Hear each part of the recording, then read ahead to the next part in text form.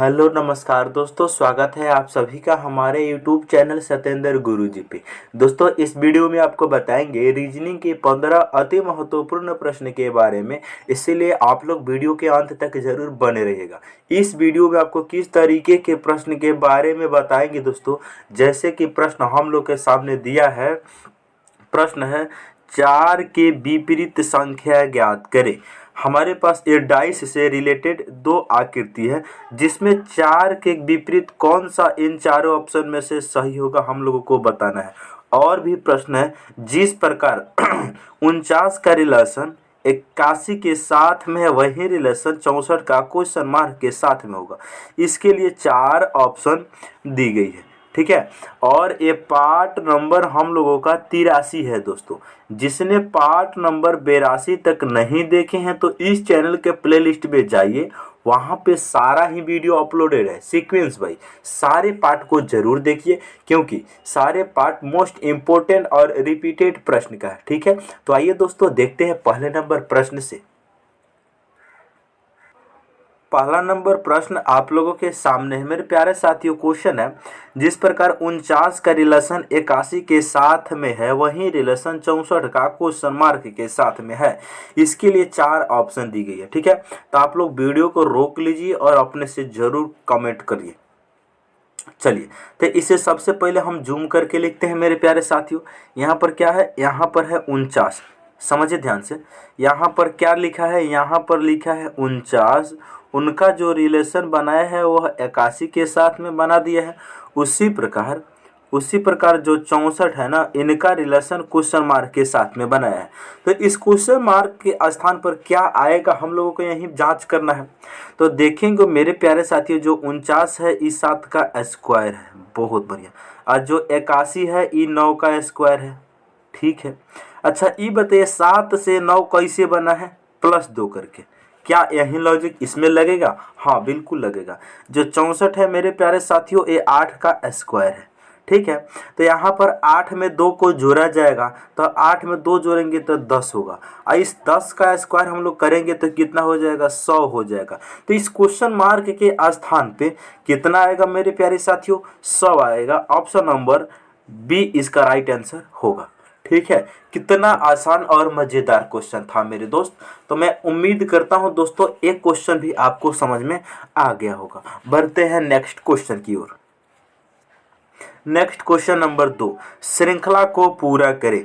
हमारे पास एक सीरीज दी हुई है, यहाँ पर जो खाली स्थान है ना, इनके स्थान पे बताना है कि कौन सा ऑप्शन सही होगा।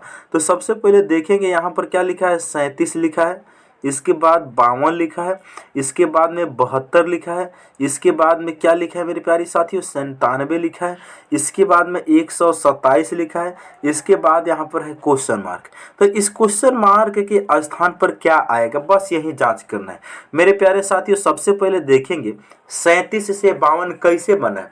37 से 52 कैसे बना है, तो मेरे प्यारे साथियों 37 में प्लस का 15 करेंगे तो 52 बन जाएगा। बहुत बढ़िया, बहुत बढ़िया। अब देखो 52 से 72 कैसे बना है। 52 में प्लस का हम लोग 20 करेंगे, 52 में प्लस का हम लोग 20 करेंगे तो 72 बनेगा। बहुत बढ़िया। अब देखो 72 से 97 बनाने के लिए क्या करना होगा, 7 में से 2 जाएगा, 5 2, यहाँ पर प्लस का 25 किया गया है मेरे साथियों। अब देखो 97 में कितना प्लस करे कि 127 बने, तो 7 में से 7 जाएगा 0, और 12 में से 9 जाएगा 3, यहाँ प्लस का 30 हुआ है। बहुत बढ़िया। लॉजिक आपको समझ में आया कि नहीं? बिल्कुल आया होगा। क्या लॉजिक है, पहले प्लस 15 हो रहा है, फिर प्लस 20 हो रहा है, फिर प्लस 25 हो रहा है, फिर प्लस 30 हो रहा है। तो अगली बार मेरे प्यारे साथियों प्लस का जानते हैं कितना होगा, 35 होगा।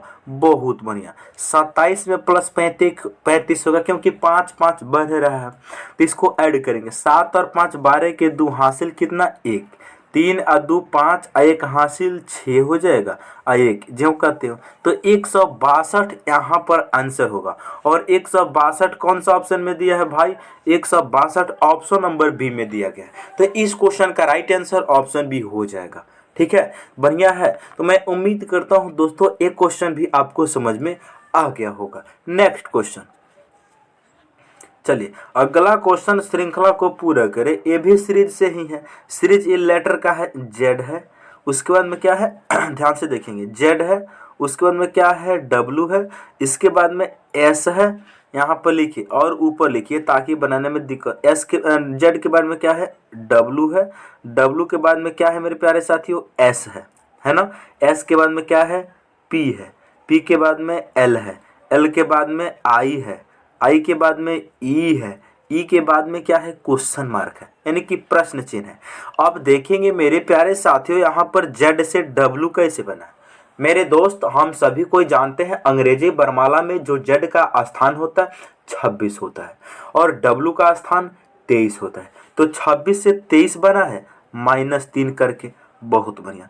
अब देखो 23 से बना है एस, डब्लू से बना है, डब्लू से क्या बना है, एस बना है। समझ रहे हैं, डब्लू से बना है एस। तो यहाँ पर डब्लू का जो स्थान होता है वो 23 होता है, एस का स्थान 19 होता है। 23 से 19 बना है, -4 किया गया, ठीक है। अब देखो एस से पी बना है, एस का स्थान 19, पी का स्थान 16, 19 से 16 बना, फिर से -3 हुआ। अब देखो पी से बना है एल, पी का स्थान कितना होता है, पी का स्थान 16, एल का 12, यहाँ फिर से -4 हुआ है। अब देखो एल से आई बना है, एल का स्थान 12, आई का स्थान 9, फिर से -3 हुआ है। उसके बाद आई से ई बना, आई से ई बना, आई का स्थान 9, ई का स्थान 5, 9 से 5 बना, फिर से -4 हुआ।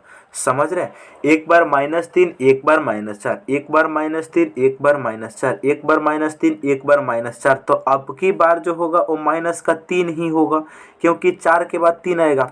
तो ई में से 3 घटेगा तो कितना बचेगा, ई का स्थान अंग्रेजी वर्णमाला में 5 होता है, उसमें से 3 घटेगा 2 बचेगा। और दूसरे स्थान पे जो लेटर होता है मेरे प्यारे साथियों बी होता है। तो इस क्वेश्चन मार्क के स्थान पर बी आ जाएगा। और बी कौन सा ऑप्शन में है भाई, ऑप्शन नंबर ए में दिया है। तो इस क्वेश्चन का right answer option number A हो जाएगा सही।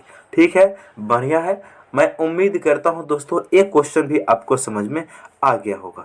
चलिए नेक्स्ट क्वेश्चन, अगला क्वेश्चन है, जिस प्रकार 57,913 का रिलेशन FGIM से लिखा है उसी प्रकार 35,816 का रिलेशन किन से होगा। तो यहाँ पर ध्यान से हम सभी को देखेंगे, यहाँ पर क्या लॉजिक है, जैसे देखेंगे 5, 7, 9, उसके बाद में क्या है, 1 है तब 3 है। इनका जो रिलेशन बनाया है वो किन से बनाया है, यहाँ पर लिखते हैं, नीचे लिख देते हैं। ई है, उसके बाद में जी है, उसके बाद में आई है, उसके बाद में एम है ना। हम लोगों से पूछा है जैसे यहाँ पर 35,800 जो 16 का रिलेशन होगा क्या होगा।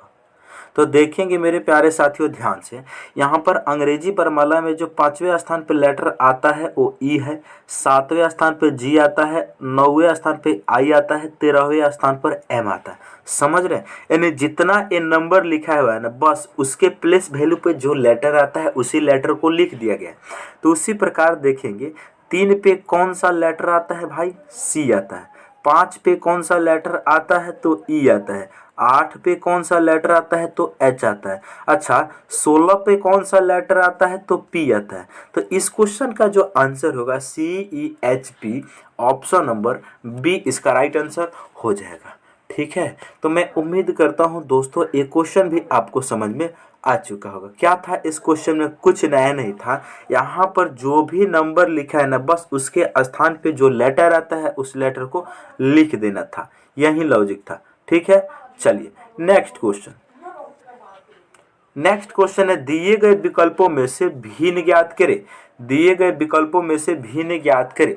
मेरे प्यारे साथ यहाँ पर देख रहे हैं कुर्सी है, टेबल है और सोफा सेट है, यहाँ पर फर्नीचर है। तो इनमें अलग कौन होगा मेरे प्यारे साथियों, कुर्सी, टेबल और सोफा सेट, ये तीनों जो है फर्नीचर के अंदर आते हैं, यानी इन सब फर्नीचर से बनाए जाते हैं। तो इसका राइट आंसर ऑप्शन डी होगा, क्योंकि फर्नीचर से ही तो सब तो फर्नीचर ही है ना। अच्छा, जिस भाई ने अभी तक वीडियो को लाइक नहीं किए, वीडियो को लाइक करेंगे और चैनल पर नए हैं तो चैनल को सब्सक्राइब करेंगे और वीडियो को जरूर अपने दोस्तों के पास शेयर करेंगे। ठीक है, चलिए नेक्स्ट क्वेश्चन। अगला क्वेश्चन 6 नंबर, जिस प्रकार रुपया का रिलेशन भारत से है उसी प्रकार एन का रिलेशन किन से होगा मेरे प्यारे साथियों। इसके लिए 4 ऑप्शन दी गई है। तो मेरे प्यारे साथियों, हम सभी कोई बहुत बढ़िया तरीका से जानते हैं कि देखो, जो भारत की मुद्रा है वो क्या है, रुपया है। भारत की मुद्रा क्या है मेरे प्यारे साथियों, रुपया है। भारत की मुद्रा जो है वो रुपया है। उसी प्रकार एन जो है कौन से देश की मुद्रा है, तो जापान देश की मुद्रा है एन। समझ रहे हैं, जिस प्रकार भारत की मुद्रा रुपया है उसी प्रकार जापान की जो मुद्राएं है वो क्या होती है, एन। जापान यहाँ पे लिख भी देते हैं, जीके का क्वेश्चन याद भी रखेंगे। जापान की मुद्रा जो है, जापान की मुद्रा एन कहलाता है। समझ रहे हैं, इसको याद रखेंगे मेरे प्यारे साथियों, ये जीके में भी पूछा जाता है। अब भारत की मुद्रा क्या है, तो रुपया है। बहुत बढ़िया। अच्छा, बांग्लादेश के क्या है मेरे प्यारे साथियों, बांग्लादेश की याद करेंगे, टाका है। बांग्लादेश के टाका है। चलिए नेक्स्ट है, नेक्स्ट क्वेश्चन, क्वेश्चन नंबर 7 काफी इंपॉर्टेंट और ग्रुप डी का पूछा हुआ क्वेश्चन है।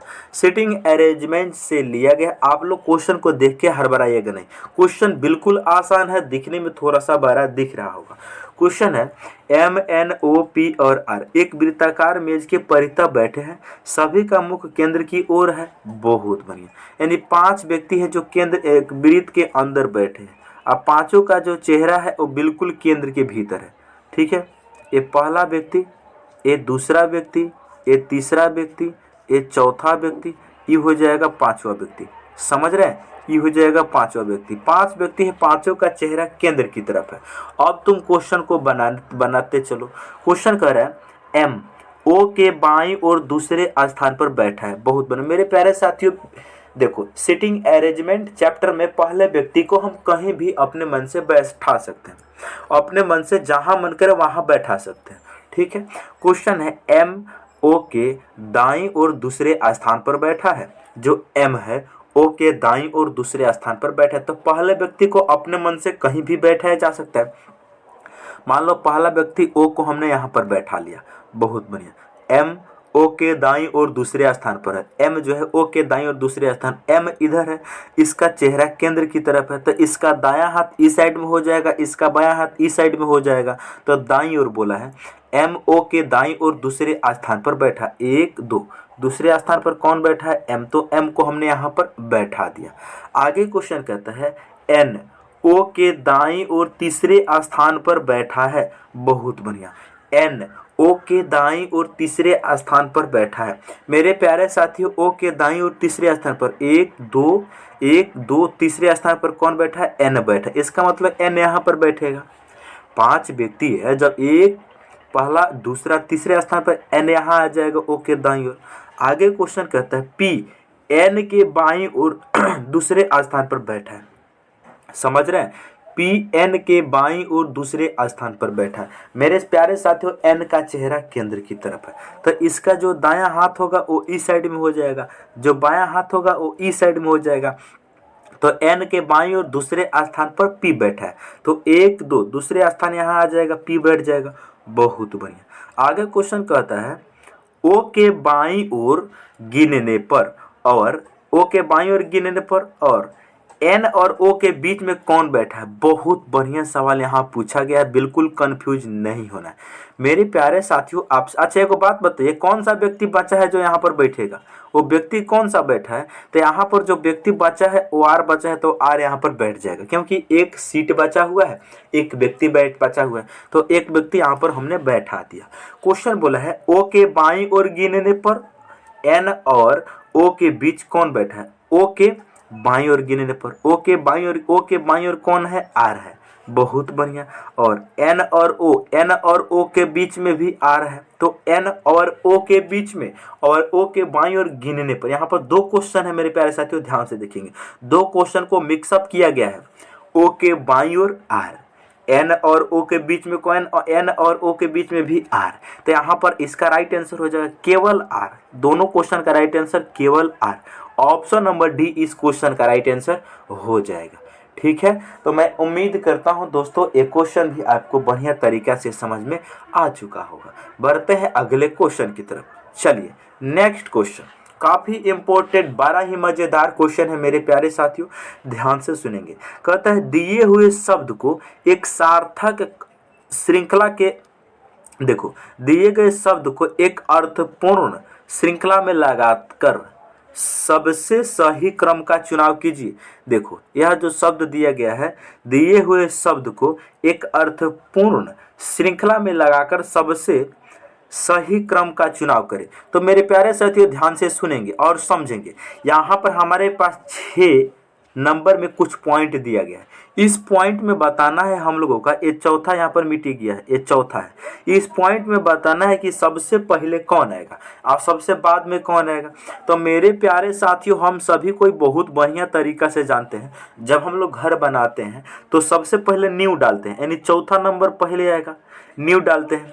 उसके बाद नींव के बाद जो होता है उस पर दीवार बनता है, बहुत बढ़िया, दूसरा आ जाएगा।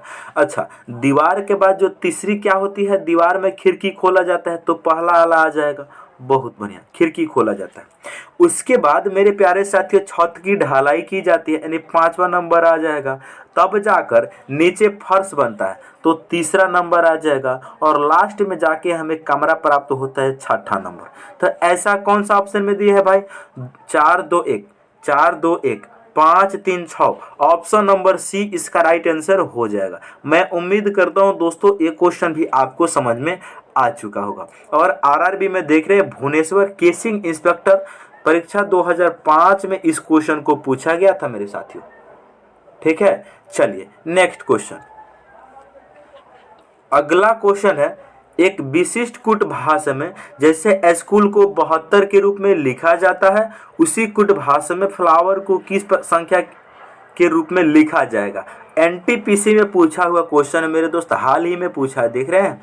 तो यहाँ पर जैसे देखेंगे, यहाँ पर क्या है, एस है, उसके एस के बाद में क्या है, ध्यान से सुनेंगे, एस है, उसके बाद सी है, उसके बाद में एच है, यहाँ पर डबल ओ है, और एल को उसने क्या लिखा है, 72 लिखा है। समझ रहे, हम लोगों से पूछा गया है FLOWER, फ्लावर का कोड क्या होगा। तो मेरे प्यारे साथियों, ध्यान से सुनेंगे, ध्यान से सुनेंगे और समझने का प्रयास करेंगे। यहाँ पर क्या है, इसके प्लेस वैल्यू को लिखकर ही 72 बनाया गया होगा, बहुत बढ़िया। एस का स्थान कितना होता है, 19 होता है, इसको ऐड करके देखते हैं। सी का स्थान 3 होता है, एच का स्थान 8 होता है, ओ का स्थान 15 होता है, 2 बार ओ आया है तो 2 बार 15 जुटेगा। उसके बाद एल का स्थान होता है 12। इन सब को ऐड करके देखते हैं 72 बन पा रहा है कि नहीं। 19 में हम 3 को जोड़ेंगे, कितना बनेगा, 22। 22 में 8 को जोड़ेंगे, 30। 30 में 15 को जोड़ेंगे, कितना होगा, 45। 45 में 15 को जोड़ेंगे, 60 होगा। 60 में 12 को जोड़ेंगे, बिल्कुल 72 बनेगा। यानी इनके प्लेस वैल्यू को ही ऐड कर दिया गया, 72 बन गया। सिमिलरली सेम लॉजिक यहाँ पर लगा देंगे। एफ का स्थान 6, एल का स्थान 12, ओ का स्थान 15, डब्ल्यू का स्थान 23, ई का स्थान 5, आर का स्थान 18। इन सब को ऐड कर देंगे। अब देखो मेरे प्यारे साथियों, जब तुम इन सब को ऐड करोगे तो कितना बनेगा, 6 में 12 जोड़ेंगे, 12 6 18, 18 में 15 को जोड़ेंगे, 33। 33 में हम 23 को जोड़ेंगे, कितना बनेगा, 33 में हम 23 को जोड़ेंगे, 56 बनेगा। 56 में 5 जोड़ेंगे, कितना बनेगा, 56 में 5 जोड़ेंगे, 61 बनेगा। 61 में 18 को जोड़ेंगे, कितना बनेगा, 7 9। ऑप्शन नंबर बी इस क्वेश्चन का राइट आंसर हो जाएगा। बिल्कुल आसान सा प्रश्न था मेरे दोस्त। तो मैं उम्मीद करता हूं दोस्तों ये क्वेश्चन भी आपको समझ में आ गया होगा। बढ़ते हैं नेक्स्ट क्वेश्चन की ओर। चलिए नेक्स्ट क्वेश्चन नंबर 10, काफी इंपॉर्टेंट और मजेदार क्वेश्चन है। वह शब्द चुनिए जो दिए गए शब्द के अक्षरों का प्रयोग करके नहीं बनाया जा सकता। देखो इस क्वेश्चन में हमारे पास 2 तरीके के प्रश्न पूछता है। एक प्रश्न होता है नहीं बनाया जा सकता है, एक प्रश्न होता है बनाया जा सकता है। यह जो क्वेश्चन है वो नहीं बनाए जाने वाले क्वेश्चन टाइप 1 है। तो यहाँ पर देखेंगे हम लोग कौन सा शब्द नहीं बना सकते, यहाँ पर क्या लॉजिक है। सबसे पहले यहाँ पे चारों ऑप्शन में देखेंगे बारी बारी से, जितना भी, जैसे मान ले ऑप्शन ए सही है तो ऑप्शन ए में जितना भी लेटर है सारे लेटर मूल लेटर में उपयोग होना चाहिए, यानी कि इसमें उपस्थित होना चाहिए। बहुत बढ़िया। तो अब हम देखेंगे ऑप्शन ए। ऑप्शन ए में क्या है, TRIM, यानी टी है बिल्कुल है, ऊपर में आर है बिल्कुल है, आई है बिल्कुल है, एम है। इसका मतलब हम ऑप्शन ए को बना सकते हैं, क्योंकि ऑप्शन ए में जितना भी लेटर है सारा लेटर मूल शब्द में उपस्थित है। अब हम देखेंगे नेक्स्ट 2 नंबर NOUR, ऊपर में NOURISH, यहाँ से लेकर यहाँ तक उठाकर ही रख दिया गया। इसका मतलब हम इसको भी बना सकते हैं। अब हम देखेंगे ऑप्शन नंबर सी को, TRAU, ऊपर में टी है बिल्कुल है, आर है बिल्कुल है, ए है। मेरे प्यारे साथियों ध्यान से सुनेंगे, ऑप्शन नंबर सी में ए लेटर का यूज किया गया है, जबकि मूल शब्द में कहीं भी ए लेटर इसमें मौजूद नहीं है। और ऑप्शन सी में ए लेटर का यूज किया गया है। इसका मतलब ऑप्शन सी हम नहीं बना सकते हैं। समझ रहे हैं कैसे किए हैं? जिस भाई को अगर समझ में नहीं आया है हमसे कमेंट करके जरूर पूछेंगे, ठीक है। चलिए नेक्स्ट क्वेश्चन, अगला क्वेश्चन 11 नंबर, काफी इंपॉर्टेंट और मजेदार क्वेश्चन ध्यान से सुनेंगे, इंपॉर्टेंट क्वेश्चन है मेरे प्यारे साथियों, ध्यान से सुनेंगे और समझने का प्रयास करेंगे। यहाँ पर क्वेश्चन है 4 के विपरीत संख्या ज्ञात करें। 4 के विपरीत संख्या ज्ञात करें, ठीक है। तो यहाँ पर देखेंगे मेरे प्यारे साथियों, जब भी डाइस के 2 या 2 से ज्यादा आकृति दी जाती है तो वहाँ पे हम लोग 3 ट्रिक का यूज करते हैं।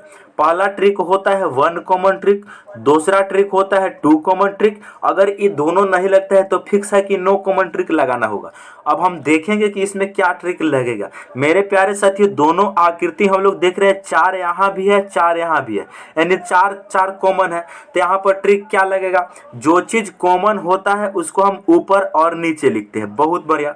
आकृति नंबर 1 में 4 के बाद क्लॉकवाइज में घूमेंगे, 4 के बाद क्लॉकवाइज में घूमेंगे तो 6 मिलेगा, और 6 के बाद में क्या मिलेगा, 2 मिलेगा। आकृति नंबर 2 में 4 के बाद फिर से इसमें भी क्लॉकवाइज घूमेंगे, तो 4 के बाद क्लॉकवाइज में घूमेंगे तो 3 मिलेगा, और 3 के बाद में क्या मिलेगा, 1 मिलेगा। तो मेरे प्यारे साथियों यहाँ पर ध्यान से सुनेंगे, जो एक दूसरे का ऊपर नीचे आता है यही अपोजिट होता है। जैसे 2 का अपोजिट 1, 1 का अपोजिट 2, 6 का अपोजिट 3, 3 का अपोजिट 6। अच्छा 4 यहाँ पर दोनों जगह 4 है, तो इनका अपोजिट क्या होगा, जो नंबर नहीं दिख रहा है। 4 के अपोजिट वो नंबर होगा जो नहीं दिख रहा है। कौन सा नंबर नहीं दिख रहा है, 5 नहीं दिख रहा है। तो इस क्वेश्चन का राइट आंसर हो जाएगा, हम लोगों से 4 का ही विपरीत पूछा है, 5 हो जाएगा। ऑप्शन नंबर सी इस क्वेश्चन का राइट आंसर हो जाएगा। तो मैं उम्मीद करता हूं दोस्तों ये क्वेश्चन भी आपको समझ में आ गया होगा, ठीक है। बढ़ते हैं हम लोग नेक्स्ट क्वेश्चन की तरफ। चलिए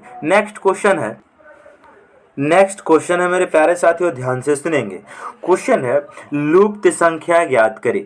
देखेंगे हमारे पास जो आकृति दी गई है लुप्त संख्या का, यहाँ पर हुआ है क्या, यहाँ पर क्वेश्चन मार्क के स्थान पर क्या आएगा यही हम लोगों को बताना है। तो सबसे पहले हमें ढूंढना है कि 3 के बाद 5 कैसे बना है, 5 के बाद 8 कैसे बना है, 8 के बाद 13 कैसे बना है, 13 के बाद 22 कैसे बना है, उसी प्रकार 22 के बाद क्वेश्चन मार्क बन जाएगा। बहुत बढ़िया। तो ध्यान से सुनेंगे मेरे प्यारे साथियों, सबसे पहले क्या है, 3 है, उसके बाद में क्या है, 5 है, 3 के बाद 5, उसके बाद में 8 है, 8 के बाद में 13 है, 13 के बाद में 22 है, और इस 22 के बाद क्वेश्चन मार्क है। अब हम लोग सुनेंगे कि यहाँ पर क्वेश्चन मार्क के स्थान पर क्या आएगा। तो सबसे पहले देखेंगे 3 से 5 कैसे बना है, 3 से 5 कैसे बना है। मेरे प्यारे साथियों अगर हम 3 को 2 से गुना कर दे और -1 कर दे, 5 मिल जाएगा। बहुत बढ़िया। 3 दूनी 6, 6 में से 1 घटेगा, 5 बचेगा। अब हम देखेंगे कि 5 से 8 कैसे बना है। फिर से यहाँ 5 का हम लोग करेंगे 2 से गुना, 5 दूनी 10, यहाँ -2 करेंगे तब जाके 8 मिलेगा। बहुत बढ़िया। 5 दूनी 10 -2 8।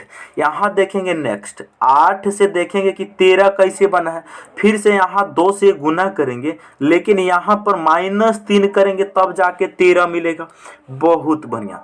आगे देखेंगे, यहाँ 13 से जाएंगे हम लोग 22 पे, तो क्या लॉजिक है, यहाँ पर 2 से गुना, 13 दूनी 26, 26 माइनस यहाँ पर 4 करेंगे तब जाके 22 बनेगा, 13 दूनी 26 माइनस 4 22। उसी प्रकार 22 से क्वेश्चन मार्क हम निकाल सकते हैं, कैसे, ध्यान से सुनेंगे मेरे प्यारे साथी। यहाँ पर लॉजिक क्या है, गुना 2 माइनस 1, यहाँ गुना 2 माइनस 2, गुना 2 माइनस 3, गुना 2 माइनस 4। तो अगली बार क्या होगा, गुना 2 तो होगा, लेकिन 1 2 3 4 हुआ, तो अगली बार माइनस का 5 होगा। बहुत बढ़िया। तो 22 गुना 2 कितना हो जाएगा, 44, 44 में से 5 जाएगा, 39 बचेगा। इस क्वेश्चन का राइट आंसर हो जाएगा क्वेश्चन मार्क के स्थान पर कितना मेरे प्यारे साथियों, 39 हो जाएगा।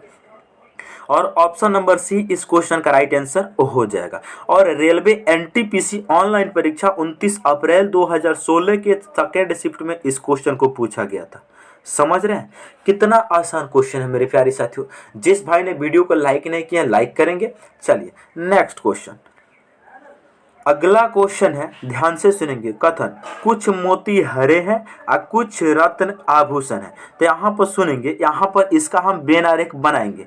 सबसे पहले देखेंगे कुछ मोती हरे हैं, यहाँ पर सबसे पहले बेन आरेख बनेंगे हम मोती का, ये मोती हो गया। यहाँ पर कुछ मोती क्या हरे हैं, बहुत बढ़िया। आगे कुछ रत्न आभूषण है, इन दोनों से तो लिंक नहीं कर रहे, इसको भी अलग से बनाएंगे। ई हो जाएगा रत्न और ई हो जाएगा आभूषण। कुछ रत्न क्या है, आभूषण है। तो इसका आरेख इस प्रकार से बनेगा। अब हमारा जो निष्कर्ष है, निष्कर्ष नंबर 1, कुछ रत्न मोती है। देखो रत्न का सर्किल यहाँ पर है, मोती का सर्किल यहाँ पर है, इन दोनों में कोनो रिलेशन नहीं है। तो ये बात तो गलत है, जब इन दोनों में कोई लिंक ही नहीं है तो इसमें निष्कर्ष कहाँ से आ सकता है। मोती अलग है, रत्न अलग है। नेक्स्ट, कुछ आभूषण रत्न है। मेरे प्यारे साथियों, आभूषण का सर्किल ई वाला है, रत्न का सर्किल ई वाला है, लेकिन यहाँ पर जो इतना भाग कॉमन है ये आभूषण ही तो है। तो कुछ आभूषण रत्न है, ये बात बिल्कुल सही है। तो इसका आंसर क्या होगा मेरे प्यारे साथियों, इसका आंसर होगा केवल निष्कर्ष 2 अनुसरण करता है। ऑप्शन नंबर डी इस क्वेश्चन का राइट आंसर हो जाएगा। तो मैं उम्मीद करता हूं दोस्तों एक क्वेश्चन भी आपको समझ में आ गया होगा। यह रेलवे एनटीपीसी CB2 परीक्षा 17 जनवरी 2017 के थर्ड शिफ्ट में पूछा गया है मेरे प्यारे साथियों, ध्यान से देखेंगे। चलिए नेक्स्ट क्वेश्चन, यह क्वेश्चन ब्लड रिलेशन से लिया गया है मेरे प्यारे साथियों, और उसमें भी पॉइंटिंग फॉर्म का क्वेश्चन है। ठीक है, पॉइंटिंग फॉर्म का क्वेश्चन है, बढ़िया। देखेंगे क्वेश्चन है, एक तस्वीर की ओर इशारा करते हुए एक महिला ने कहा देखो, एक तस्वीर की ओर इशारा करते हुए एक महिला ने कहा, बहुत बढ़िया। एक तस्वीर की ओर इशारा कर रही है एक महिला, क्या कह रही है, ध्यान से सुनेंगे। कह रही है, यह मेरे दादा के इकलौते बेटे, तस्वीर वाले महिला के बता रही है, यह मेरे दादा, महिला बता रही मेरे दादा के इकलौते बेटे, मेरे दादा के इकलौते बेटे, यानी लड़की के दादा के इकलौते बेटे लड़की के पिताजी हो जाएंगे, बिल्कुल, का बेटा है, का बेटा है, यानी लड़की के दादा के इकलौते बेटा लड़की के पिता का बेटा है। इसका मतलब उसका भाई है, वो लड़का लड़की का क्या है, तो तस्वीर वाला व्यक्ति उस महिला से कैसे क्या लगता है, महिला का क्या लगता है, तो मेरे दोस्त भाई लगता है। इसका राइट आंसर ऑप्शन डी होगा। नहीं समझे फिर एक बार और समझिए, इसको हम 2 तरीका से बताते हैं मेरे दोस्त। ये पहला तरीका है डायरेक्ट आंसर, एक तस्वीर वाली महिला की ओर इशारा करते हुए एक तस्वीर की ओर इशारा करते हुए एक महिला ने कहा, यह मेरे दादा के इकलौते बेटे का बेटा है। उसके दादा के इकलौते बेटे उसके पिताजी हो जाएंगे, का बेटा है, पिताजी का बेटा, पिताजी का बेटा लड़की का क्या लगेगा, भाई लगेगा। अच्छा, हम फैमिली ट्री से इसको सिखाते हैं। मेथड नंबर 2, दूसरा मेथड से, अगर पुरुष जेंडर होगा तो उसको त्रिभुज में बंद करेंगे, महिला जेंडर होगा तो उसको सर्किल में बंद करेंगे। ये बात को ध्यान में रखेंगे। तो क्वेश्चन कह रहा है, एक तस्वीर की ओर इशारा करते हुए एक महिला ने कहा, क्या है, महिला, महिला कहती है, तो यहाँ पर महिला हम लिख लेंगे, महिला कहती है, ये महिला है, इसीलिए इसको हम सर्किल में बंद करेंगे क्योंकि महिला। हमने अभी बताया है महिला के लिए ब्रीथ यूज करना। कह रहे हैं, महिला कह रहे हैं मेरे जो वर्ड है ये महिला अपने लिए की हुई है, तो यहाँ पर मेरे ही लिख लेते हैं, बहुत बढ़िया होगा। मेरे। अब मेरे जो वर्ड है महिला अपने लिए की हुई है, इसीलिए इसको सर्किल में बंद करेंगे। मेरे दादा के इकलौते बेटे, सबसे पहले इनके पिताजी आएंगे। अब पिताजी के जो पिताजी होंगे वही कहलाएंगे दादा, तो इसके दादा हो जाएंगे। और दादा के इकलौते बेटे, इकलौते बेटे का मतलब यही एक गो बेटा है, तो मेरे दादा के इकलौते बेटा जो है ना, मेरे दादा के इकलौते बेटा का इनका भी बेटा है, इनका भी बेटा है। कौन? वह व्यक्ति, वह व्यक्ति। तो इसका फैमिली ट्री इस प्रकार से बनेगा। और जो मेरे वर्ड है यही वो क्या है? यही है वह महिला। अच्छा, जो यह बेटा आया है यही क्या है? यही है वो आदमी। अब बताइए मेरे प्यारे साथियों, यह जो आदमी है महिला का क्या है? तो इसका भी पिताजी सेम है, इसका भी पिता सेम है, तो इसका ये क्या है? भाई है। ऑप्शन नंबर डी इस क्वेश्चन का राइट आंसर हो जाएगा। अच्छा, एगो बात बताते हैं हम आपको मेरे प्यारे साथियों, अगर जिस भाई को ब्लड रिलेशन चैप्टर में थोड़ा भी दिक्कत हो रही होगी ना, हमारे चैनल पर जाइए, वहाँ पे ब्लड रिलेशन का प्लेलिस्ट बना हुआ है, जाकर जरूर उसको वॉच कीजिए और देखिए कैसे इसमें ब्लड रिलेशन में फैमिली ट्री बनाया जाता है। आपको बहुत बढ़िया तरीका से समझाया गया है उसमें। ठीक है, चलिए नेक्स्ट क्वेश्चन।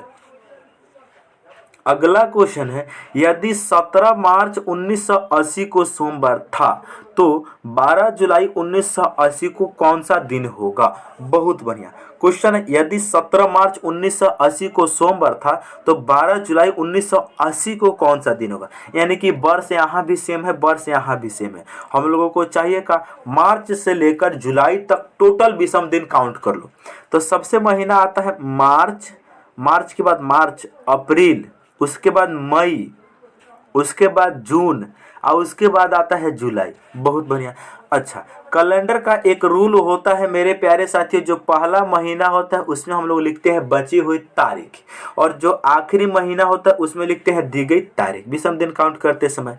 अब देखो यहाँ पर जो मार्च महीना है, ये मार्च महीना 31 दिन का होता है, जिसमें 17 हमने यूज कर लिया है, तो 31 में से 17 घटा देंगे तो कितना बचेगा मेरे प्यारे साथियों? 14 बचेगा। तो यहाँ पर मार्च में कितना लेना होगा? मार्च में कितना लेना होगा? मार्च में लेना होगा 14। बहुत बढ़िया। उसके बाद हम सभी कोई जानते हैं अप्रैल, जून, सितंबर और नवंबर, ये जो 4 गो महीना होता है ये 30 दिन का होता है, बाकी सारा 31 दिन का होता है फरवरी को छोड़कर। तो अप्रैल महीना 30 दिन का हो जाएगा। बहुत बढ़िया। अप्रैल मई 31 दिन का, फिर से अप्रैल मई जून, जून फिर से 30 दिन का हो जाएगा। अच्छा, जुलाई में लेना है हमें 12, क्योंकि लास्ट महीना में दी गई तारीख लिखते हैं तो 12 दिया गया है तो 12 लिखेंगे। अब आगे हम इसको देखेंगे, यहाँ पर टोटल विषम दिन काउंट करने का तरीका, इसको जोड़कर 7 से भाग देकर रिमाइंडर निकालो। दूसरा तरीका, इसको 7 से भागा देकर यहीं पे हम छोटा कर सकते हैं। तो 14 को 7 से भागा देंगे तो शेषफल बचेगा 0। 30 को 7 से भागा करेंगे तो 7 चौका 28, 2 बचेगा शेष। 31 को 7 से भाग करेंगे तो 7 यहाँ पर बचेगा 3। 30 को 7 से भागा करेंगे तो 2 बचेगा। 12 को 7 से भागा करेंगे तो शेषफल 5 बचेगा। अब इन सबको जोड़ेंगे तो 2 और 3 5, 5 और 2 7, 7 और 5 12, 12 बचा। 12 को फिर से 7 से भाग करेंगे तो रिमाइंडर आएगा 5, यानी 7 के शेषफल को विषम दिन कहा जाता है। तो मेरे दोस्त यहाँ पर रिमाइंडर टोटल कितना बचा? 5 बचा। तो तुम करो 17 मार्च से 12 जुलाई पर जा रहे हो, यानी कैलेंडर में आगे जा रहे हैं, तो सोमवार में +5 दिन हम ऐड कर देंगे। बस बात खत्म। सोमवार में 5 दिन ऐड करेंगे तो कौन सा आंसर होगा? पहला ऐड करेंगे मंगलवार, दूसरा ऐड करेंगे बुधवार, तीसरा ऐड करेंगे बृहस्पतिवार, चौथा ऐड करेंगे शुक्रवार, पांचवा ऐड करेंगे शनिवार। तो इस क्वेश्चन का right answer option number D हो जाएगा शनिवार। ठीक है, तो मैं उम्मीद करता हूं दोस्तों ये क्वेश्चन भी आपको समझ में आ चुका होगा। ठीक है, चलिए, तो मैं उम्मीद करता हूं दोस्तों इन सारे प्रश्न को बहुत अच्छे तरीके से समझ गए होंगे। यदि आप हमारे चैनल पर पहली बार आए हैं तो चैनल को जरूर सब्सक्राइब करें और साथ ही साथ बेल आइकॉन को ऑन कर लीजिए, ताकि मैं जब भी वीडियो डालूं तो नोटिफिकेशन सबसे पहले आपके पास पहुंचे। ओके दोस्तों, मिलते हैं अगले वीडियो में। जय हिंद।